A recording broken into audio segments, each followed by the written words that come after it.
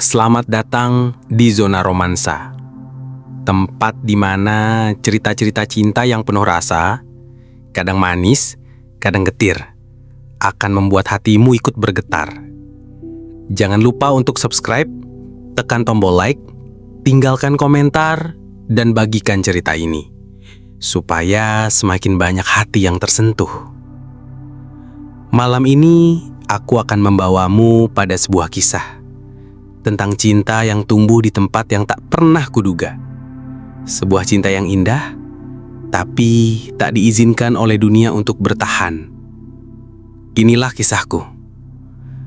Cinta bagiku adalah perjalanan tanpa peta. Kita tak pernah tahu kemana akan berlabuh, atau di dermaga siapa kita akan menambatkan hati. Kadang ia datang di tempat yang tepat, kadang tidak. Namun, meski tak selalu memilih tanah yang subur, ia tetap tumbuh, menembus batas-batas yang tak terlihat. Namaku Gilang. Aku seorang pria berusia 23 tahun. Hidup sederhana dan bekerja sebagai sopir pribadi. Setiap hari, tugasku hanya satu: mengantar dan menjemput seorang wanita luar biasa bernama Vita. Vita adalah sosok yang bagi orang lain mungkin hanya ada dalam mimpi.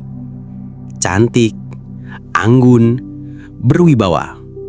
Di usianya yang baru 29 tahun, dia memimpin salah satu perusahaan besar di Semarang. Perusahaan keluarga yang dibangunnya hingga mencapai puncak kejayaan. Namun, 2 tahun bekerja bersamanya membuatku sadar, Vita bukan sekedar wanita cantik yang sempurna di mata publik. Ada sisi lain di dalam dirinya. Sisi yang jarang, bahkan hampir tak pernah ia tunjukkan di hadapan orang lain. Setiap pagi aku menjemputnya dari rumah mewah di kawasan elit. Mobil hitam mengkilap kami meluncur menuju pusat kota. Ia selalu duduk di kursi belakang, sibuk menatap layar ponsel atau memeriksa dokumen-dokumen tebal yang memenuhi tas kerjanya. Nyaris tak ada percakapan di antara kami, kecuali sapaan singkat. Namun lewat kaca spion, aku kerap melihatnya.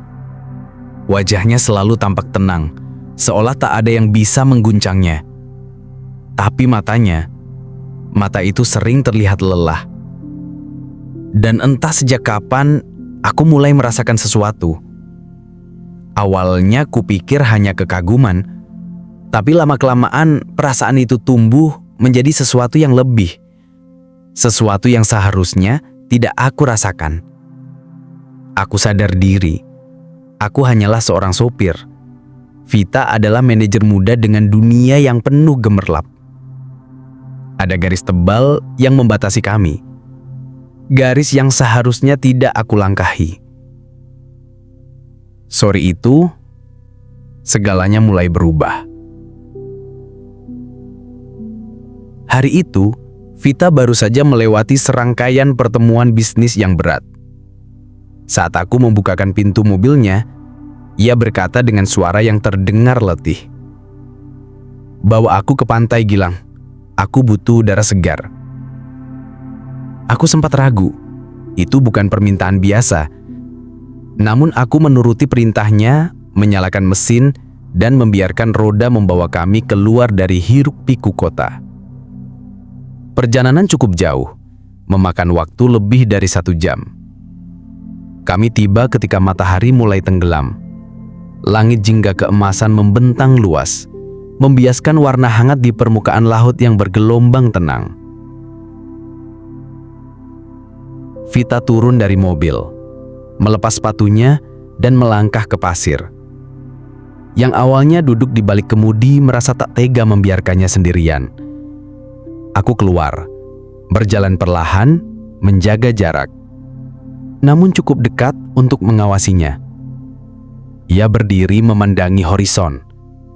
Angin laut memainkan helaian rambutnya, membuatnya tampak begitu berbeda dari sosok dingin yang kulihat setiap hari di kantor. Lalu, tiba-tiba ia berbicara. Pertama kalinya membuka percakapan panjang denganku. Kadang aku merasa seperti orang asing dalam hidupku sendiri. Aku memandangnya, menunggu ia melanjutkan. Ia menarik nafas panjang, lalu berkata, "Semua orang melihatku sebagai wanita yang kuat, sukses, tapi mereka tak tahu betapa sulitnya berada di posisi ini. Sejak kecil aku sudah dibentuk untuk meneruskan perusahaan. Tak ada ruang untuk kesalahan, tak ada ruang untuk menjadi diriku sendiri. Aku merasakan sesuatu di dadaku, sejenis empati yang dalam. Kadang kita memang perlu berhenti sejenak, Bu, untuk mencari tahu apa yang sebenarnya kita inginkan, bukan apa yang diinginkan orang lain." Ucapku mencoba menjaga nada suara agar lembut. Ia menoleh kepadaku. Mata itu, untuk pertama kalinya kulihat tak sekadar menatapku sebagai sopir. Ada kehangatan, ada kerentanan di sana. Sejak hari itu ada yang berubah di antara kami. Perjalanan di mobil tak lagi hanya diisi keheningan.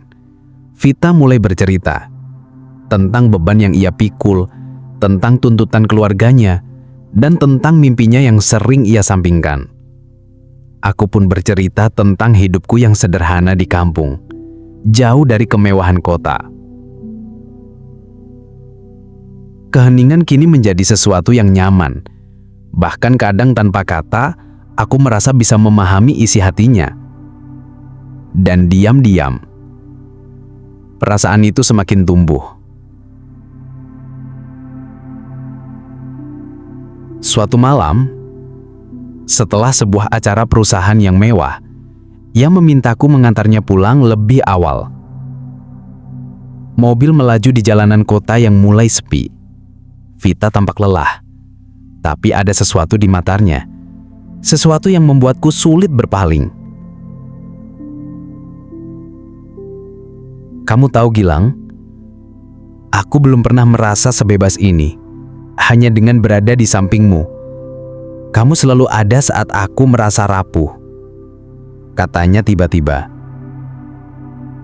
Jantungku berdetak kencang. Aku menelan ludah, lalu menjawab pelan, "Saya hanya ingin ibu bahagia, itu saja." Ia tersenyum tipis, senyum yang indah, tapi menyimpan kesedihan. Dan malam itu, aku sadar, hubungan kami akan terus berubah. Entah ke arah yang benar, atau ke arah yang akan membawa kami pada jurang yang dalam. Sejak malam di pantai itu, ada sesuatu yang berbeda di antara aku dan Vita. Perjalanan di mobil bukan lagi sekedar perjalanan fisik dari rumahnya ke kantor. Kini, setiap meter yang kami tempuh terasa seperti langkah-langkah yang menuntun kami masuk ke hati masing-masing. Vita mulai memintaku mengantarkannya ke tempat-tempat yang jauh dari keramaian, bukan restoran mewah atau pusat perbelanjaan terkenal, tapi ke sudut-sudut kota yang tak banyak orang tahu. Taman kecil di pinggir danau, kafe tua di gang sempit, atau sekedar bukit di pinggiran kota yang menawarkan pemandangan lampu-lampu malam. "Kadang aku cuma mau duduk di sini tanpa ada yang mengganggu," ujarnya suatu sore ketika kami berada di sebuah taman yang sunyi. Aku hanya mengangguk. Ada kehangatan aneh yang terasa di udara setiap kali kami duduk berdampingan, meski tak banyak bicara. Suatu sore selepas hujan, ia memintaku membawanya ke sebuah kafe yang ia temukan lewat ponsel. Tempatnya mungil, dengan jendela kaca besar yang menghadap jalan basah. Kami duduk di sudut, secangkir teh hangat di tangannya, sementara aku memilih kopi hitam. Rasanya seperti bukan Vita yang biasanya, katanya sambil tersenyum tipis. "Di kantor, aku harus tegas, kuat, dan selalu siap. Tapi di sini, aku bisa jadi diriku sendiri." Aku menatapnya, mencoba menyimpan setiap detail wajahnya di ingatanku. Garis lembut di pipinya, tatapan matanya yang tenang, dan senyum itu senyum yang mulai terasa akrab. Malam itu, ketika mengantarkannya pulang, hujan kembali turun. Air membasahi kaca mobil, menciptakan suara ritmis yang entah kenapa terasa menenangkan.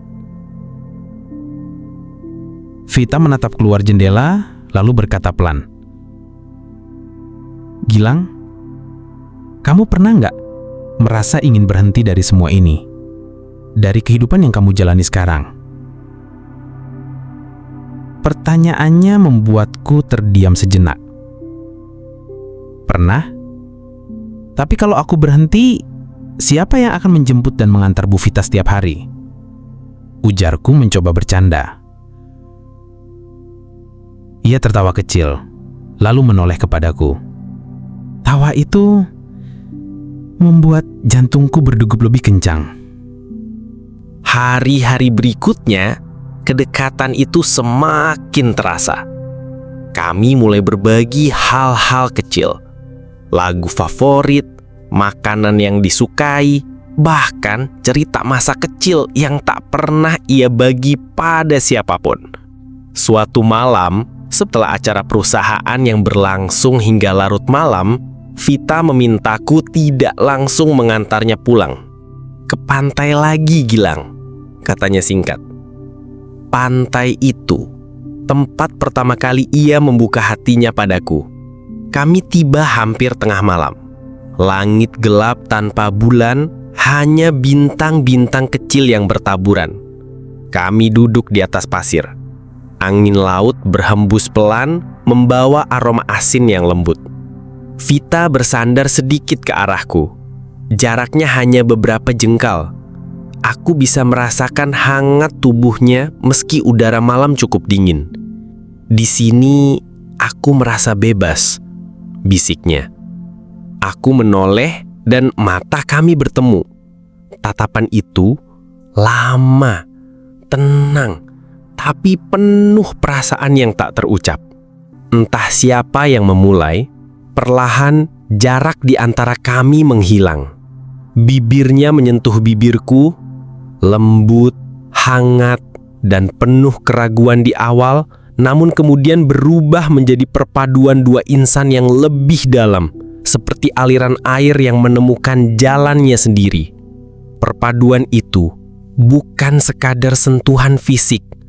Ada rasa yang menumpuk dari hari-hari sebelumnya. Rasa yang selama ini kami tahan, kini pecah begitu saja. Tangannya menyentuh pipiku, sementara jemariku secara refleks menggenggam tangannya. Kami tak berkata apa-apa, hanya membiarkan angin, ombak, dan detak jantung kami yang berbicara. Aku tahu, batas itu mulai kabur. Aku seorang supir, dia seorang manajer besar, tapi di pantai itu, semua gelar dan perbedaan memudar. Yang ada hanyalah dua orang yang saling membutuhkan. Ketika akhirnya kami melepaskan perpaduan itu, ia menunduk, tersenyum tipis dengan pipi memerah. "Sepertinya kita sudah melewati garis ya," ujarnya pelan. Aku menarik napas panjang, mencoba menyembunyikan gemetar di suaraku. Mungkin, tapi aku nggak menyesal. Ia menatapku lama, seolah mencari jawaban yang ia sendiri belum tahu. Malam itu, sebelum kembali ke mobil, ia memelukku erat. Pelukan yang lama, hangat, dan membuatku ingin waktu berhenti di sana. Aku merasakan aroma parfumnya yang lembut bercampur dengan udara laut. Tidak ada kata-kata perpisahan malam itu. Hanya keheningan dan perasaan yang semakin sulit diingkari. Hari-hari setelah malam di pantai itu terasa berbeda. Setiap kali aku menjemput Vita, ada senyum tipis yang muncul di wajahnya. Senyum yang dulu jarang kulihat, kini menjadi tanda bahwa ia menungguku. Kami masih menjaga sikap di kantor. Tak ada tatapan terlalu lama atau sapaan hangat yang mencolok. Tapi di luar kantor, hubungan kami berkembang dengan cepat. Diam-diam, tapi penuh rasa. Suatu malam, hujan turun deras. Aku baru saja mengantarnya pulang dari rapat bisnis yang melelahkan. Begitu mobil berhenti di depan rumahnya, Vita tidak langsung keluar. Ia menatapku lalu berkata pelan, "Gilang, temani aku malam ini. Aku gak mau sendirian." Aku sempat ragu, tapi tatapan matanya memintaku untuk tidak menolak.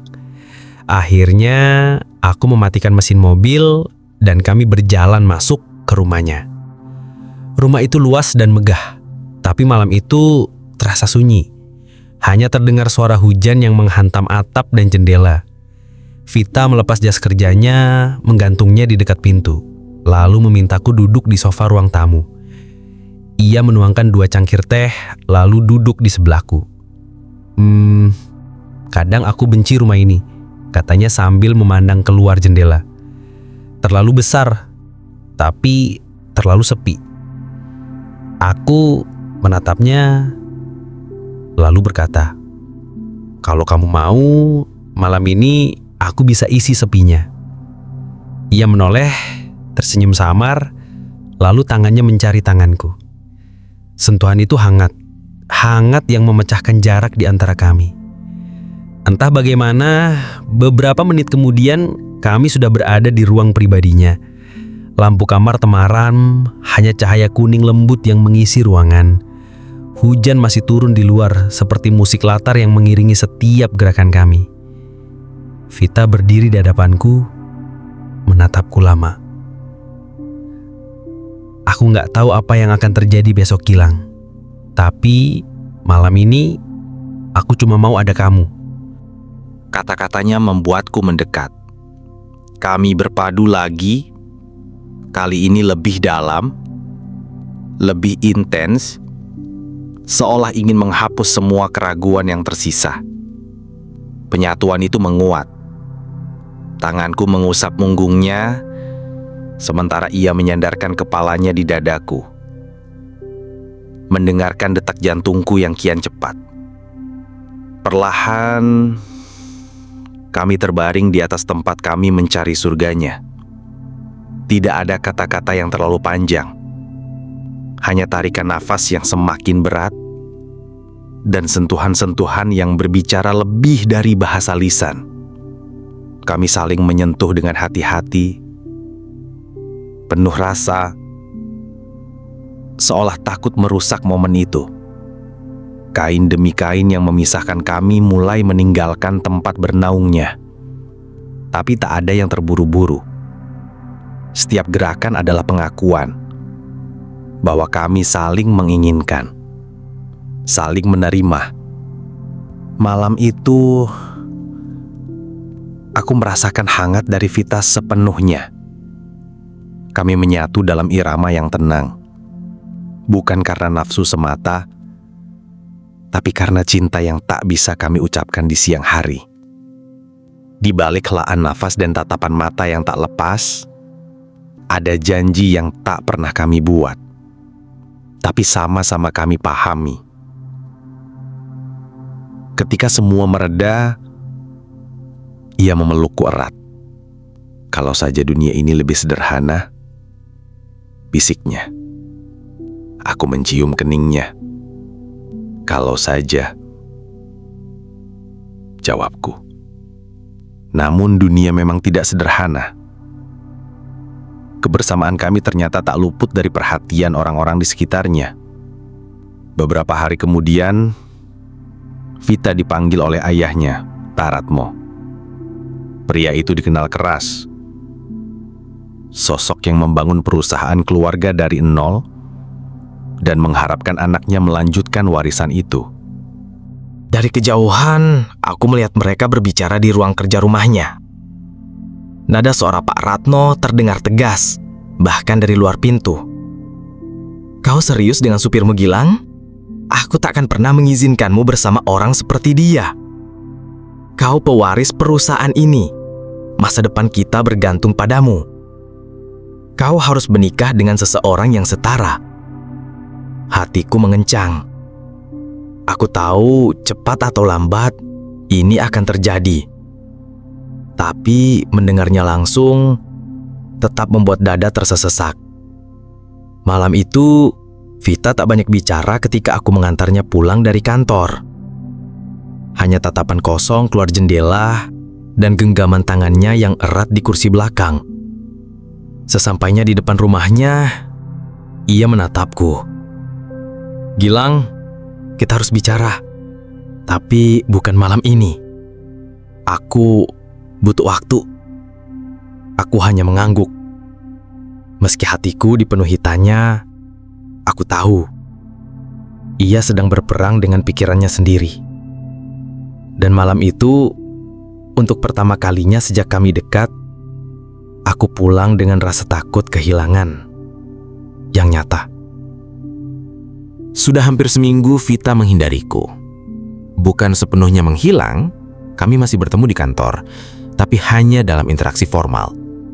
Tak ada pesan larut malam, tak ada tatapan mencuri waktu, dan tentu saja tak ada lagi pelukan hangat seperti dulu. Aku tahu, ini semua gara-gara ayahnya. Dan mungkin juga karena ia takut hubungan ini akan merusak segalanya.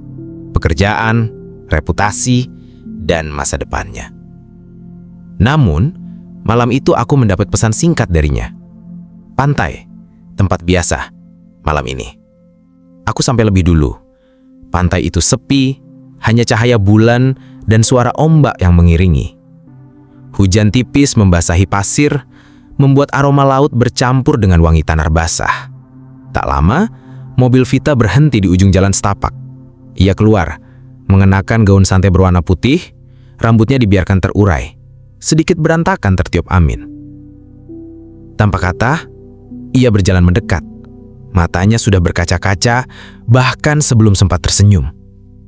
"Aku nggak bisa terus begini, Gilang," katanya lerih. "Ayahku, dia ancam akan memecatmu dan memutus semua fasilitasku kalau aku tetap bersamamu." Aku menelan ludah. "Kalau aku pergi, apakah kamu akan bahagia?" Ia terdiam. Air matanya jatuh, tapi ia memaksa tersenyum samar. "Bukan soal bahagia. Ini soal aku harus memilih." Aku menggenggam tangannya. "Kalau ini malam terakhir kita, biarkan aku membuatnya berarti."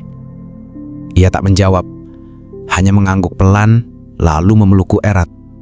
Erat seperti seseorang yang tak mau melepaskan. Kami duduk di atas pasir yang lembut, di bawah payung besar yang kubawa. Ombak terus memecah di kejauhan, menjadi saksi bisu ketika kami saling mendekap tanpa peduli dinginnya udara. Perlahan, pelukan itu berubah menjadi perpaduan dua bibir. Awalnya pelan, seperti menahan waktu agar tak bergerak. Lalu semakin dalam, semakin intens, seolah kami berusaha menyimpan semua rasa dalam satu momen terakhir. Tubuhnya terasa hangat, meski angin laut menusuk kulit. Tangannya meraih wajahku, jemarinya bergetar. "Aku akan merindukanmu setiap malam," bisiknya di telingaku. Aku mengusap rambutnya. "Dan aku akan mencarimu di setiap mimpi." Malam itu, di tepi pantai yang basah, kami menuju surga dengan cara yang tenang, lembut, dan penuh rasa. Tak ada nafsu yang terburu-buru. Hanya dua hati yang saling melepas dengan cara terindah yang bisa mereka temukan.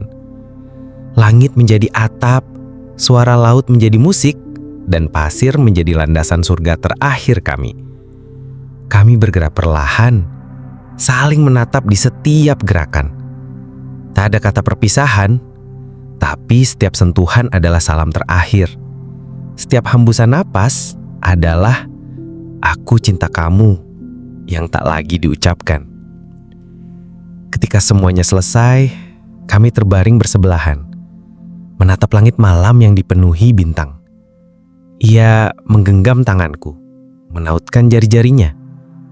"Kalau suatu hari kita ketemu lagi, janji kita lanjutkan ya." Aku tersenyum pahit. "Aku janji. Tapi kalau enggak, kamu harus tetap bahagia, Vita."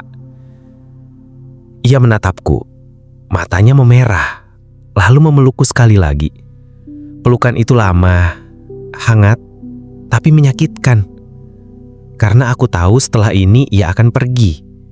Dan benar saja, setelah malam itu Vita menghilang.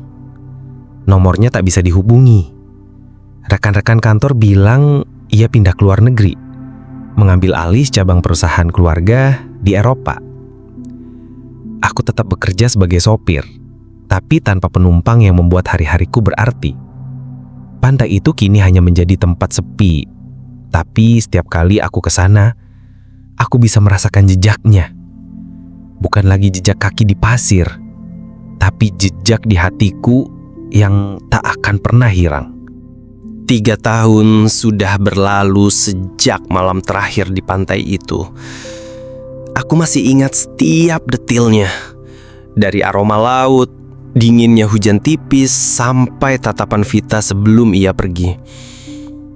Hidupku berjalan, tapi seperti kapal yang kehilangan pelabuhan.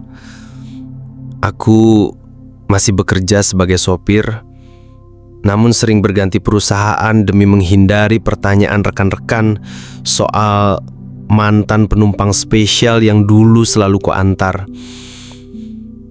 Kadang saat malam sunyi, aku memutar musik pelan di mobil, membayangkan ia duduk di belakang, memandang keluar jendela sambil sesekali mencuri tatapanku lewat spion. Lalu aku akan tersenyum sendiri dan segera sadar kalau yang kulihat hanyalah bayangan. Sampai suatu sore, aku mendapat tawaran pekerjaan baru, menjadi sopir pribadi untuk seorang eksekutif muda yang baru pulang dari Eropa. Namanya tidak dicantumkan, hanya direktur operasional baru.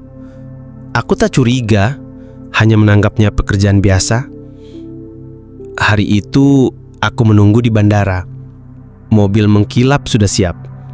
Aku berdiri di dekat pintu penumpang sambil memegang papan nama bertuliskan V.A. Prameswari.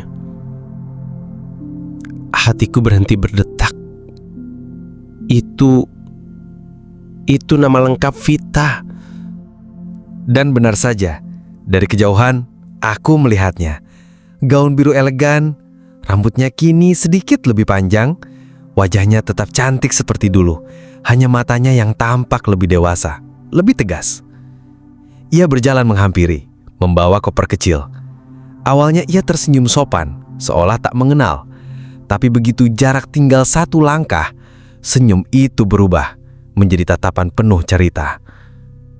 "Gilang," katanya pelan, seakan takut nama itu akan pecah di udara. Aku hanya bisa mengangguk. "Selamat datang kembali, Vita." Perjalanan dari bandara ke kantornya dipenuhi keheningan yang aneh. Kami tidak membicarakan masa lalu, hanya pertanyaan formal, basa-basi, dan sesekali tatapan lewat kaca spion yang membuat dadaku sesak. Sampai akhirnya, di lampu merah, ia bercerita. 3 tahun, aku kira kamu sudah lupa." Aku menunjuk senyum tipis. "Bagaimana aku bisa lupa? Kamu meninggalkan jejak terlalu dalam." Ia menunduk, menghela nafas. "Aku pergi karena terpaksa, Gilang. Ayahku, dia benar-benar ingin memisahkan kita. Tapi aku gak pernah berhenti memikirkanmu." Sore itu, setelah pekerjaan selesai, ia memintaku mengantarkannya ke tempat spesial. Dan aku sudah tahu ia ingin kemana. Pantai itu. Meski sekarang sudah ada kafe kecil di tepi pasir, bagian ujungnya tetap sepi, sama seperti dulu. Kami duduk di sana, membiarkan angin laut menyapu wajah. "Banyak yang berubah," katanya. "Tapi rasa ini rasanya masih sama." Aku menatapnya. "Kamu sudah jadi direktur, Vita. Aku cuma supir. Apa kita mau mulai semua ini lagi?" Ia tersenyum. Kali ini gak ada yang bisa melarang. Tanpa sadar, aku menggenggam tangannya. Jemarinya dingin, tapi genggamannya erat. Tatapannya penuh keyakinan. Berbeda dari tatapan ragu 3 tahun lalu. Kami saling mendekat. Perpaduan itu terasa seperti pertemuan 2 orang yang sudah terlalu lama menahan rindu. Hangat, dalam, dan menenangkan. Lalu, di bawah langit senja, kami kembali menyatu. Bukan sebagai perpisahan, tapi sebagai awal yang baru. Suara ombak, aroma laut, dan pasir lembut menjadi saksi. Sama seperti dulu. Hanya kali ini, tidak ada rasa takut kehilangan. Beberapa bulan kemudian, aku berhenti menjadi supir dan memulai bisnis kecil bersama Vita. Kami bekerja sebagai tim, bukan lagi majikan dan supir. Perbedaan status yang dulu memisahkan kini hanya menjadi cerita lama untuk dikenang. Aku belajar satu hal dari semua ini. Kadang, cinta harus berpisah dulu untuk mengerti betapa kuatnya ia. Dan jika memang ditakdirkan, ia akan menemukan jalannya kembali, meski harus melewati jarak, waktu, dan luka. Sahabat Zona Romansa, kisah ini mengajarkan kita bahwa perpisahan bukan selalu akhir. Kadang ia hanyalah jeda yang diperlukan agar 2 hati bisa kembali dalam versi terbaiknya. Jangan pernah takut mencintai, tapi juga jangan lupa mencintai diri sendiri. Kalau kalian pernah punya kisah cinta yang kembali setelah lama berpisah, tulis di kolom komentar. Jangan lupa like, subscribe, dan share video ini agar makin banyak yang bisa merasakan hangatnya cerita cinta di Zona Romansa.